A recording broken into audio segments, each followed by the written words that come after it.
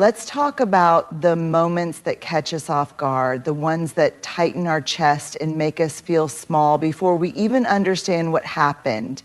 You know the ones. Someone throws shade in a meeting, mocks your ideas, dismisses you, or makes a cruel comment and waits for your silence to be their victory. It's tempting to snap back, to meet disrespect with sharper words, to scorch the earth with something clever and cold. But here's the truth. Dignity doesn't live in retaliation. It lives in boundaries. So the next time someone comes at you with rudeness, try this. Pause, take a breath, look them straight in the eye and say, I don't accept being spoken to like that. That's not okay with me. That's it. Simple, clear, firm. You don't owe them a performance. You don't have to explain why it hurt or debate whether they meant it. You don't have to match their energy. You get to hold your ground. Here's what happens when you say something like that. You stop the cycle of shame. You put the mirror in front of them. You show them that their words don't define your worth, but your response defines your strength. And maybe they'll feel regret, maybe they won't, but you'll walk away with your power intact, knowing you chose courage over chaos. That's the kind of regret that sticks, the kind that whispers to them later, they didn't stoop to my level, they rose above it, maybe I need to look at myself. And that's how you change the room without shouting. We often think of boundaries as something rigid, harsh, like a wall we put up to keep people out. But that's not what true boundaries are about. Boundaries are not about shutting others out. They're about letting the right people in and showing everyone how to treat us with care, dignity, and respect. A wall says, stay away. A boundary says, this is where I end and you begin. It's the difference between self-protection rooted in fear and self-respect rooted in clarity. When someone is rude to you, disrespectful, demeaning, it can shake you, and in that moment, it might feel easier to shut down or lash out. But what if instead you chose to hold a boundary? What if you said, hey, I'm not okay with that. That tone doesn't work for me. I'm willing to have a conversation, but not like this. Those aren't ultimatums. They're declarations of worth. You're not punishing the other person, you're honoring yourself. You see, boundaries aren't a way to control someone else's behavior. They're a way to control how much access their behavior has to your well-being. They're a signal not just to others, but to yourself, that your time, your energy, your peace of mind, they matter. And here's the thing, people might not like your boundaries, especially if they benefited from you not having any, but that discomfort, it's not your burden to carry. You are not responsible for someone else's reaction to your self-respect. Boundaries are love in action, sometimes for others, always for yourself. So no, they're not walls. They're bridges. Bridges to healthier relationships, to clearer communication, to a life where you don't have to shrink, pretend, or absorb disrespect just to keep the peace. And once you start living like that, with clear, kind, unwavering boundaries, people learn that you are not someone to be taken lightly. You are someone who honors their worth out loud. And that's powerful. It's so easy to fall into the trap of believing that shame can somehow be a motivator, that if we feel bad enough about ourselves, we'll somehow change, grow, or improve. But here's the truth. Shame doesn't teach us anything valuable. It only paralyzes us, stifles our growth, and diminishes our sense of worth. Shame whispers, you are not enough. Shame tells you you've messed up so badly, there's no redemption for you. Shame isolates you, forcing you to hide parts of yourself that are beautiful, unique, and worthy of love. When you've been shamed, the focus is no longer on growth or learning, it's on survival. It's about protecting yourself from the pain of being judged, criticized, or belittled. And when you're in survival mode, you can't learn, you can't expand, and you definitely can't heal. Instead, you build walls around your heart and retreat into a place where you feel safe but not whole. The real danger of shame is that it convinces us that we are inherently broken, flawed, or unworthy of love and respect. It leads us to believe that our worth is conditional based on what we do, how we perform, or how we are seen by others. The result, we become obsessed with perfection, constantly chasing approval, always measuring ourselves against impossible standards. But here's the thing, no one is perfect, not a single person. We all make mistakes, we all fail, and we all have moments where we wish we had done things differently. But failure doesn't define us, our ability to rise from it does. Instead of shame, self-compassion is what truly teaches us. It's the gentle understanding that we are human, that mistakes are part of the journey, and that growth doesn't happen by tearing ourselves down, but by lifting ourselves up. Self-compassion is the teacher that shows us that imperfection doesn't diminish our worth, it deepens our humanity. So the next time you make a mistake or face criticism, whether it's from others or yourself, remember, shame isn't going to teach you anything. It won't lead you to better decisions, healthier habits, or stronger relationships. But self-compassion will. It will remind you that you are enough just as you are. It will encourage you to own your mistakes, learn from them, and grow into the person you are meant to be. Shame may try to convince you that you are broken, but self-compassion will show you that you are a work in progress, and that's something to celebrate, not fear. Does this resonate with what you're looking for? Would you like it tailored further in any specific direction? There's a quiet power in silence. In moments of tension, when words feel too sharp or the atmosphere is thick with emotion, silence often serves as a natural pause, gives us space to breathe, to think, and to listen deeply, not only to the words being spoken, but to the underlying emotions, to the pulse of the situation. Silence can help us process, collect ourselves, and avoid saying something we might regret in the heat of the moment. But silence, while a powerful teacher, only goes so far. It teaches us to reflect, to gather our thoughts, to resist reacting impulsively. However, silence alone doesn't create change. It doesn't create connection. It doesn't invite resolution. The truth is, silence might protect us in a moment, but it doesn't allow for the kind of growth that comes from speaking our truth. And here's the magic.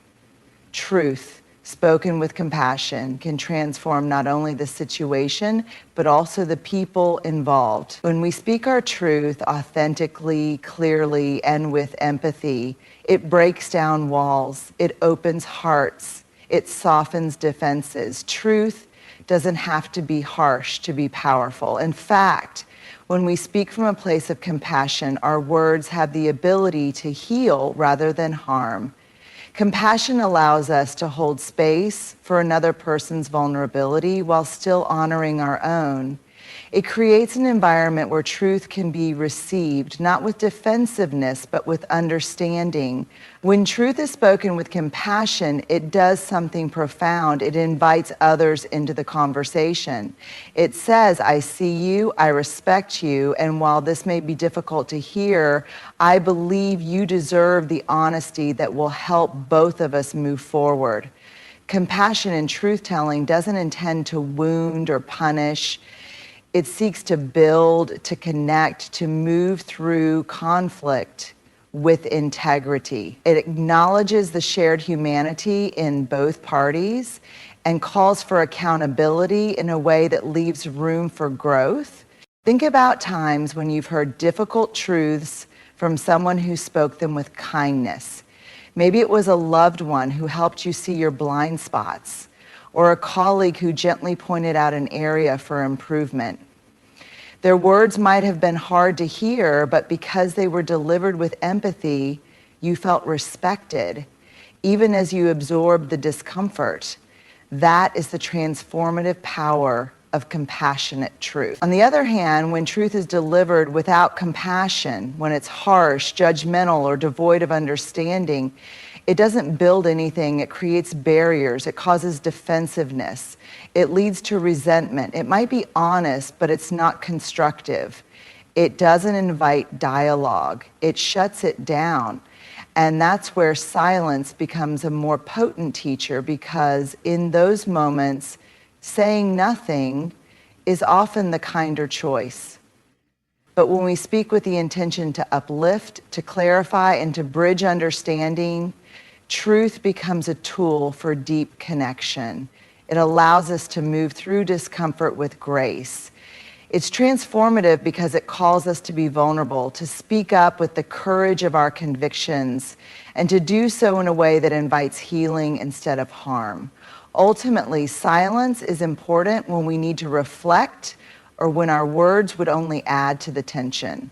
But when the time comes to speak, let it be truth, and let it be delivered with compassion. In doing so, we transform not just the conversation, but the relationship itself, creating a space where real change can begin, where mutual respect can flourish, and where understanding and growth become the lasting legacy of our words. In a world where we're often conditioned to be people pleasers, to swallow our discomfort, and to smooth over conflict in the name of harmony, standing up and saying, "That's not okay with me," can feel like a radical act. But it's not just a statement, it's a declaration of self-worth. It's an affirmation of your right to exist in this world with dignity, to have your needs respected, and to be treated with kindness. You see, when someone disrespects you, belittles you, or crosses a boundary, there's an instinct to retreat, to stay silent, to absorb the hurt, perhaps in hopes that it will pass, or because we fear confrontation. But here's the truth. Silence in these moments doesn't protect us. It erodes our sense of self. Every time we allow disrespect to go unspoken, we reinforce the idea that our needs, our feelings, and our boundaries don't matter. But when you say, "That's not okay with me," you are not just standing up to the person in front of you. You're standing up for yourself. The power in this simple phrase lies in its clarity. It doesn't require long explanations, justifications, or even anger. It's not an ultimatum. It's not an emotional outburst. It's a calm, firm declaration that the behavior, the words, or the actions of another person are not acceptable. And by saying it, you set a boundary that defines your sense of self-worth and your right to be treated with respect. This phrase doesn't need to be said in a confrontational way. It doesn't need to escalate the situation. It simply needs to be said, and the impact can be profound. For you, it's an act of self-respect. For others, it's an invitation to change their behavior. It shifts the power dynamic. When you speak up for yourself with clarity and calm, you signal that you are not someone who will be treated poorly without consequence. You are not someone who will allow others to take advantage of your kindness, your time, or your energy. This small but mighty phrase does something else too. It gives others permission to respect you, and it gives them a chance to recognize their own behavior. Sometimes people act thoughtlessly. They don't realize that what they've said or done has crossed a line. By speaking up, you create an opportunity for them to reflect. It's a way of holding space for them to take responsibility, and in doing so, it encourages healthier interactions. But there's a deeper level to the power of this phrase. Saying "that's not okay with me" is also a way of modeling self-respect for others. It shows people around you that it's okay to assert your boundaries. It teaches them that they don't have to tolerate disrespect, nor do they have to make excuses for others' behavior. It can inspire a culture of mutual respect where people feel empowered to speak up and demand kindness and fairness in their interactions. It creates an environment where people are more mindful of how they treat one another. In many ways, "that's not okay with me" is a liberating statement.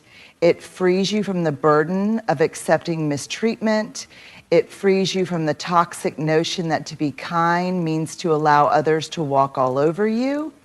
It frees you to be who you truly are, authentic, honest, and worthy of love and respect. And in doing so, it gives others the opportunity to see you clearly, not as someone who can be manipulated or disrespected, but as someone who deserves the same kindness and dignity they themselves seek. So the next time someone oversteps, disrespects, or treats you poorly, remember, you don't need to defend yourself with long explanations.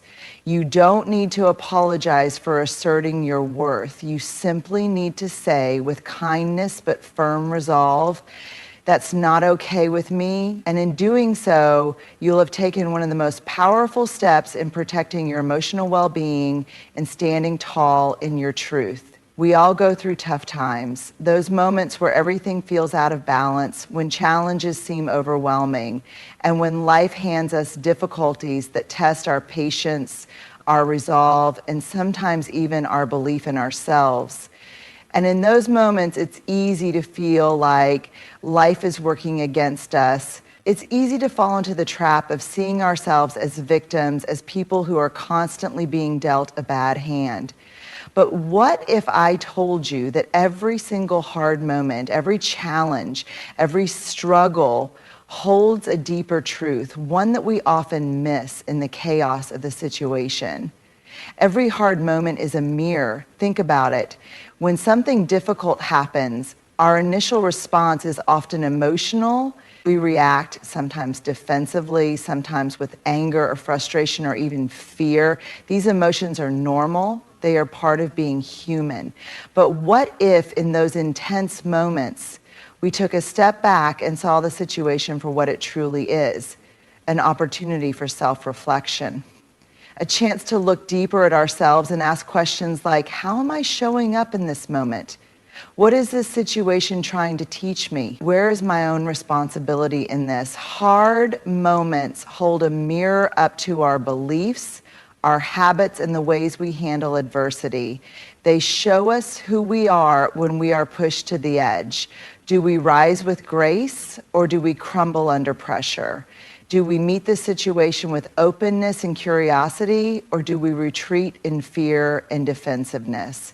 The way we react in difficult moments reveals so much about us, not just the parts of us that are refined and composed, but also the parts that are still growing, still healing, still learning.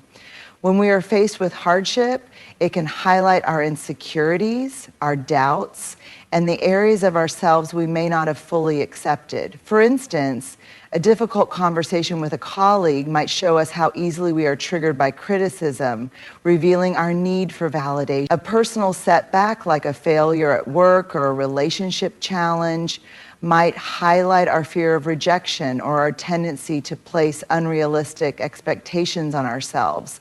Hard moments aren't just external challenges, they are reflections of the inner work we still have to do.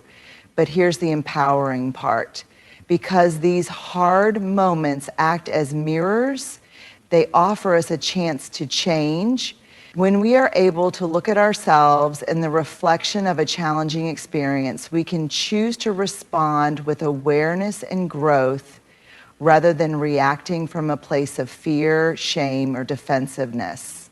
Each time we face a difficult situation and choose to pause, reflect, and understand ourselves better, we are given an opportunity to evolve.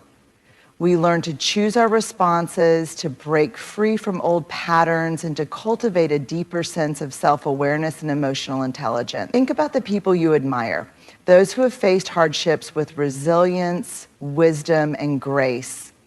They are not immune to life's challenges. In fact, they likely face many of the same difficulties as everyone else. What sets them apart is their ability to use hard moments as mirrors. Instead of getting lost in the storm of their emotions, they stand still long enough to ask themselves, What is this trying to show me? And in that stillness, they find the wisdom to act with intention. The beauty of this mirror is that it's not static, it's not one-dimensional. Every time you look into it, it reveals something new. It shows you your fears, your growth edges, your old patterns of thought and behavior that no longer serve you, and your deepest desires. It helps you see what's truly important to you and what needs to shift in your life to align with your authentic self. It's not just a reflection of the present moment, it's also a reflection of your potential, your capacity for change, and your ability to rise above adversity. And here's the most important thing. You are not defined by your hard moments. You are not a product of your pain or your challenges. Hard moments are just one piece of your story. They are the stepping stones, not the destination. They offer you insight into where you've been, where you are, and where you're going. But ultimately, you are defined by how you respond. You are defined by your ability to take what's in the mirror, learn from it, and choose a path forward that aligns with your highest self. So the next time life hands you a difficult moment, remember, it's not just a test of your strength, it's a mirror showing you the truth of who you are right now and who you are becoming. Take a breath, look into that mirror, and ask yourself, what can I learn from this? What is this moment trying to teach me? How can I use this to grow into the person I want to be? The hard moments don't last forever, but the lessons they offer can shape the rest of your life. In conclusion, every challenge we face is an opportunity for growth and self-reflection. Hard moments act as mirrors, showing us who we are, how we respond, and where we need to evolve. By embracing boundaries, speaking our truth with compassion, and using adversity as a mirror, we empower ourselves to live with integrity and self-respect. These moments don't define us, they refine us.